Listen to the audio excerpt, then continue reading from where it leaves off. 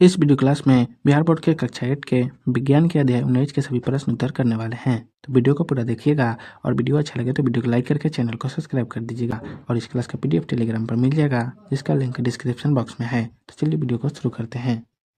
अध्याय 19 है वायु एवं जल प्रदूषण की समस्या। इसका पहला प्रश्न है प्रदूषण क्या है। तो इसका उत्तर होगा प्रदूषण का शाब्दिक अर्थ गंदगी होता है।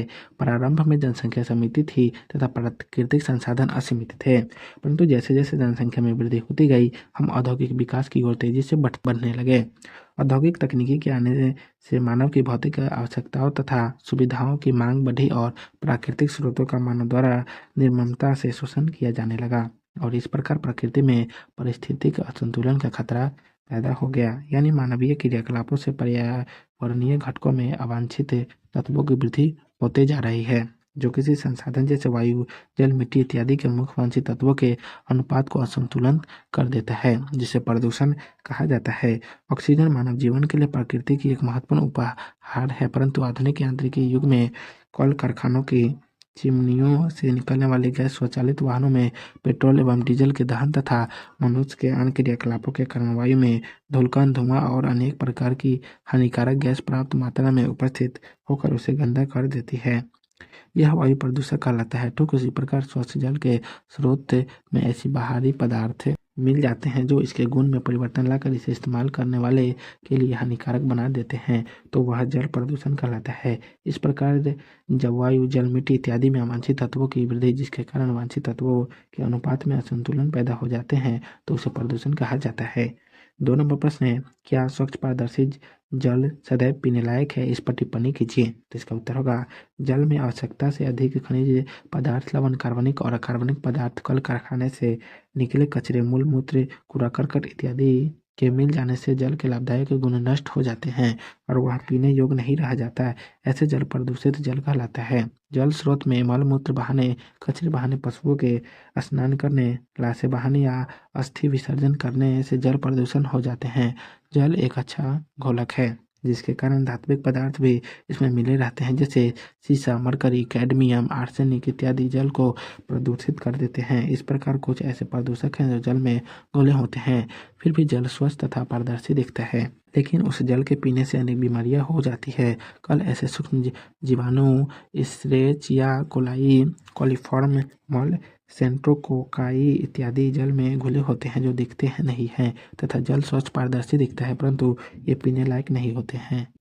3 नंबर प्रश्न है क्या आपके आसपास स्वच्छ जल की आपूर्ति हो रही है। इस पर प्रकाश डालिए। इसका उत्तर होगा नहीं, हमारे आसपास स्वच्छ जल की आपूर्ति नहीं हो रही है, क्योंकि हमारे आसपास कुछ कुएं, कुछ चापाकल तो जानवरों के लिए नदी इत्यादि जल के स्रोत है। इन स्रोतों में कुछ कुएं तथा चापाकल के पानी संभवतः ठीक है, परंतु कुछ चापाकलों का पानी आमतौर पर खराब है, यानी इसमें आयरन तथा आर्सेनिक की मात्रा अत्यधिक है, क्योंकि जब इसके पीने से सफेद कपड़ा धोते हैं तो वह पीला हो जाता है।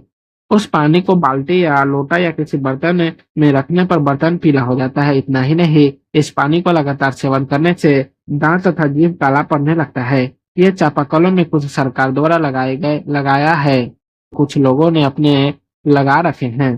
कुछ कुएं से पीते हैं, लेकिन सभी चापाकल को लगाने से पहले या बाद पानी की जांच नहीं किया गया। 2-4 महीने पहले सभी जल स्रोत के जल की जांच कर खराब पानी देने वाले को चिन्हित किया गया, परंतु इसे बंद करके दूसरी व्यवस्था नहीं की गई है। 4 नंबर प्रश्न है शुद्ध वायु और प्रदूषित वायु में क्या अंतर है। तो शुद्ध वायु में पहला हो जाएगा शुद्ध वायु में उसके घटक तत्वों का अनुपात निश्चित होता है। दूसरा, इसमें धूलकण, धुआं तथा अनेक हानिकारक गैस उपस्थित नहीं होते हैं। तीसरा, इसमें कार्बन मोनोऑक्साइड नहीं होते हैं। चौथा, यह सजीव जगत के जीवन का आधार होता है। पांचवा, शुद्ध वायु में ऑक्सीजन, नाइट्रोजन, कार्बन डाइऑक्साइड तथा अन्य गैस क्रम से 21%, 78%, 0.03% तथा 0.997% होते हैं। प्रदूषित वाक्य में पहला होता है घटक तत्वों का अनुपात निश्चित नहीं होता है। दूसरा, इसमें धूलकण, धुआं तथा अनेक हानिकारक गैस उपस्थित होते हैं। तीसरा, इसमें कार्बनिक मोनोऑक्साइड पाए जाते हैं। चौथा, यह सजीव तथा निर्जीव दोनों के जीवन के लिए हानिकारक होते हैं। पांचवा, प्रदूषित वायु कार्बन मोनोऑक्साइड, नाइट्रोजन के ऑक्साइड, सल्फर डाइऑक्साइड, धातु के कण, कार्बन के कण आदि भी उपस्थित होते हैं। 5 नंबर प्रश्न है, अम्ल वर्षा कैसे होती है? टिप्पणी कीजिए, इसके प्रभाव की चर्चा कीजिए। तो इसका उत्तर होगा, मानवीय क्रियाकलापों के कारण वायु में जल सल्फर डाइऑक्साइड के साथ साथ नाइट्रोजन के ऑक्साइड बनते हैं। वायु में जल वाष्प की अभिक्रिया कर सल्फ्यूरिक अम्ल तथा नाइट्रिक अम्ल बनती है। ये वर्षा के अम्लीय बनाकर पृथ्वी पर बरस जाती है, जिसे हम अम्ल वर्षा कहते हैं। अम्ल वर्षा फसलों की पत्तियां जल जाती है तथा मिट्टी की उर्वरता शक्ति पर काफी प्रभाव पड़ता है। ताजमहल के आसपास मथुरा में तेल शोधक कारखाना है, जिससे प्रतिदिन 25 से 30 टन सल्फर डाइऑक्साइड वायुमंडल को प्राप्त होता है। ताजमहल संगमरमर तथा चूना पत्थर का बना हुआ है। वहां के वायुमंडल में एसओ की अत्यधिक मात्रा उपस्थित होने के कारण वर्षा जल के रूप में ताजमहल पर गिरती है और ताजमहल की दीवार एवं गुंबद का क्षरण कर रहा है। इसकी सफेदी फीका पड़ रही है। अम्ल वर्षा से सबसे अधिक क्षति स्वीडन की 20,000 झीलों को हुई, जिनकी सारी मछलियां मर गई। इसी तरह जर्मनी के जंगलों को अम्ल वर्षा के अपार क्षति पहुंची है। इस अम्ल वर्षा के प्रभाव होते हैं जो सजीव तथा निर्जीव जगत के लिए हानिकारक साबित हो रहे हैं। 6 नंबर प्रश्न है, निम्नलिखित में से कौन सी पौधे घर गैस है? तो कार्बन डाइऑक्साइड। 7 नंबर प्रश्न है, ताजमहल की सुंदरता को ग्रहण लग रहा है, इस प्रकार प्रकाश डालिए। इसका उत्तर होगा, मुमताज की याद प्यार का प्रतीक में ताजमहल का निर्माण आगरा में मुगल शासक ने किया। ताजमहल की ख्याति दूसरी में भी ख्यात है। इसकी सुंदरता का वर्णन 2, 4, 10 पंक्तियों में नहीं किया जा सकता है। इसकी सुंदरता को आप इस बात से समझ सकते हैं कि इसे दुनिया का 7वां आश्चर्यजनक महल माना जा रहा है। इसकी सुंदरता पर खरोच लगाने या ग्रहण लगाने के लिए 1973 में बढ़ती मानवीय आवश्यकताओं को पूरा करने के लिए मथुरा में तेल शोधक कारखाना लगवाया गया, जिससे प्रतिदिन 20 से 25 टन सल्फर डाइऑक्साइड वायुमंडल को प्राप्त होता है, जो अम्लीय वर्षा का मुख्य घटक होता है। अम्लीय वर्षा इसके दीवार तथा गुंबज का क्षरण कर रही है तथा इसकी सफेदी को धीरे धीरे खत्म कर रही है, जिसे वैज्ञानिक ने संगमरमर कैंसर नाम दिया। इस प्रकार वर्तमान में हम कह सकते हैं कि ताजमहल की सुंदरता पर ग्रहण लग रहा है। 8 नंबर प्रश्न है, जल की उपयोगिता बताइए, इसका शुद्धिकरण कैसे किया जाता है? इसका उत्तर होगा, 5 तत्व मिल बना शरीर, क्षितिज जल पावक गगन समीरा। यानी यह शरीर 5 तत्वों से मिलकर बना है, जिसमें जल भी एक है। जल ही जीवन है। इससे यह साबित होता है कि सजीव जगत के जीवन का हर एक क्रियाकलाप जल पर निर्भर करता है। जल की उपयोगिता में इस प्रकार प्रकट किया जा सकता है। पहला, शौच तथा हाथ मुंह धोने में। दूसरा, स्नान करने में। तीसरा, खाना बनाने में। चौथा, पीने के लिए। पांचवा, पेड़ पौधे के विकास के लिए। छठा, सिंचाई के लिए। सातवां, जीव जंतु को जीवन जीने के लिए इत्यादि। जल का शुद्धिकरण करने के लिए निम्नलिखित उपाय किए जाते हैं। पहला, उबाल कर। दूसरा, छान कर। तीसरा, ब्लीचिंग पाउडर मिलाकर। और चौथा, फिटकरी से इत्यादि।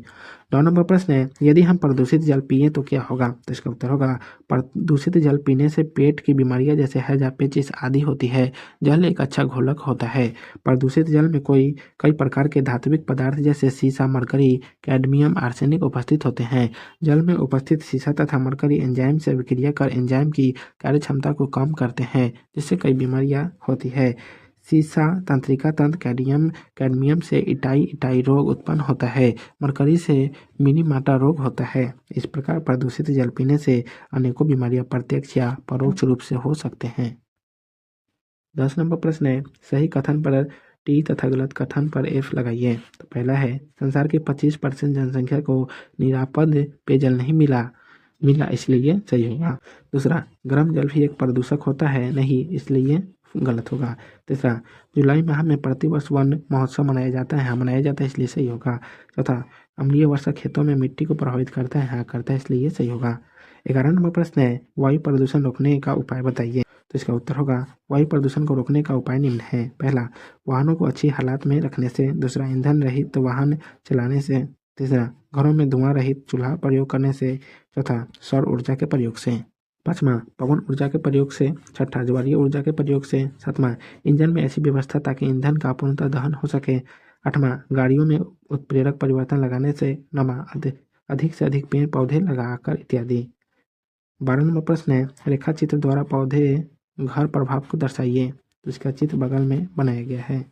13 नंबर प्रश्न है, कणिकाओं द्वारा होने वाले प्रदूषण की चर्चा कीजिए। तो इसका उत्तर होगा, वायुमंडल में अनेक गैसों के अलावा भी कुछ ऐसे ठोस पदार्थ भी होते हैं जो इन गैसों से मिलकर तैरते रहते हैं। ये कणिका कहलाती है। इन कणिकाओं का व्यास 0.02 से 100 माइक्रोमीटर तक रहता है। इनका अत्यधिक समय तक वायु में निलंबित रहने से दृष्टता को हटाते हैं, धुआं पैदा करते हैं। ये इस्पात निर्माण, खनन, ताप विद्युत संयंत्रों से, सीमेंट उद्योग से निकले प्रदूषक हैं। 14 नंबर प्रश्न है, भोपाल गैस कांड क्या है? तो इसका उत्तर होगा कीटनाशक दवा बनाने वाले union carbide factory Madhya Pradesh के भोपाल में स्थित है। 2 और 3 दिसंबर 1984 की मध्यरात्रि में एक ऐसी घटना घटी जो औद्योगिक विकास के चेहरे पर गहरी खालिश पोत गया। इस फैक्ट्री से मिथाइल आइसोसाइनेट MIC नामक द्रव ताप बढ़ जाने से गैस में परिवर्तन हो गया और इसका रिसाव शुरू हुआ। यह जहरीली गैस सांस के साथ फेफड़ों में गई। फेफड़े में पानी भर गया, सांस फूली और फिर छूट गई। हजारों लोग सदा के लिए सो गए। हजारों अपंग होकर आज भी कष्टदायक जीवन व्यतीत कर रहे हैं, जिसे सारी दुनिया भोपाल गैस कांड के नाम से जानते हैं। 15 नंबर प्रश्न है, पृथ्वी को बचाने के लिए पर्यावरण संरक्षण आवश्यक है, इस पर प्रकाश डालिए। तो इसका उत्तर होगा पर्यावरण संरक्षण पृथ्वी को बचाने के लिए अति आवश्यक है।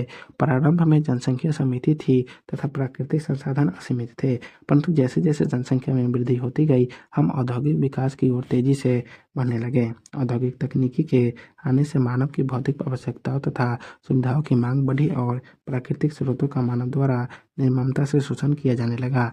इस प्रकार प्रकृति में असंतुलन की स्थिति पैदा हो गई, यानी मानवीय क्रियाकलापों से पर्यावरणीय घटकों में अवांछित तत्वों की वृद्धि ही जारी है, जो किसी न किसी संसाधन जैसे वायु, जल, मिट्टी इत्यादि के मुख्य वांछित तत्वों के अनुपात को असंतुलित कर देती है, जिसे प्रदूषण कहा जाता है। जब जब पर्यावरण असंतुलित हुआ है, तब तब कोई न कोई प्राकृतिक आपदाएं आई है, जैसे बहुत ज़्यादा गर्मी पड़ना, बहुत अधिक ठंड पड़ना, बहुत कम वर्षा होना या बहुत अधिक वर्षा होना, बाढ़ आना, सूखा पड़ना, सुनामी आना इत्यादि घटनाएं मानव तथा सजीव निर्जीव जगत को भारी क्षति पहुंचाते आया है। इतना ही नहीं, पर्यावरण असंतुलन के कारण ही मानव में इतनी सारी भयानक बीमारियां हो रही हैं। इस प्रकार पर्यावरण संरक्षण पृथ्वी को बचाने के लिए आवश्यक है। समय रहते हम मानव यदि सचेत नहीं हुए तो प्राकृतिक आपदाएं एक दिन मानव जीवन की लीला को समाप्त कर सकती है। तो आज की इस वीडियो क्लास को यहीं समाप्त करते हैं, फिर मिलेंगे नेक्स्ट वीडियो में। तो आप सभी को वीडियो देखने के लिए बहुत बहुत धन्यवाद।